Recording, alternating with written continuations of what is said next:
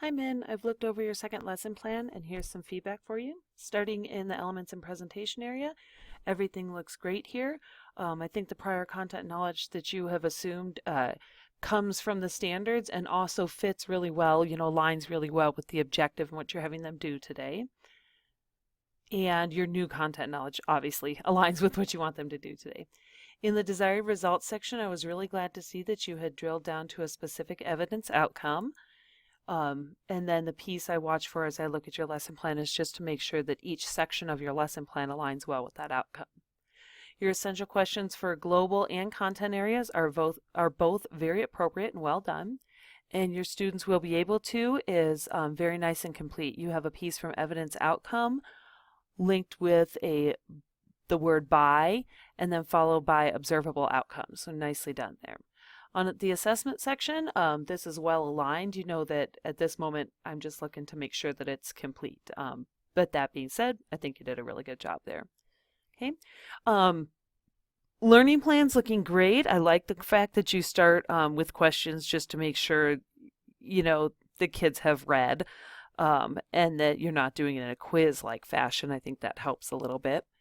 On a side note, since you have it right here, the differentiation and modification looks good, helping students to narrow down particular pieces to look at within a larger text, I think is a very good tactic because it helps them to focus their attention on the piece that needs focus without giving them the answer. You're still asking them focus on a sentence, but you're still asking them to do the application of the information. So I like that. Okay. The only piece that I didn't see us come back to in the lesson plan is right here. Have you ever been persuaded to do something or think in a certain way? I can guess at why you're doing that, given the passage. You have them analyzing, with Pap and how he kidnaps Huck and all this stuff Huck has to do to get away. I can see as how that question relates, but you throw it out to the students, you have them think about it, not write it, and then you'd move into the lesson plan, which is asking them to look at how authors create these moments, or that wasn't quite the right word, was it? How authors use language to influence audience. So you do a great job at moving right into that and aligning very well with that, but we tended to leave this moment behind, this persuasion moment. It might be a really interesting question to swap out at the very end when you have them do their exit ticket that talks about, how did Twain intentionally create language?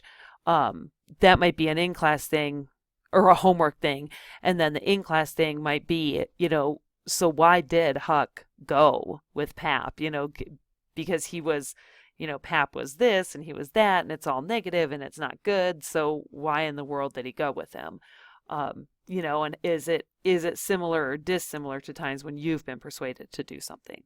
Okay. The rest of this is really nicely aligned. You have an explicit, so looking again into the lesson plan section of the rubric, you have an explicit address to the objective and what it is that they're doing today. It is made clear to the students.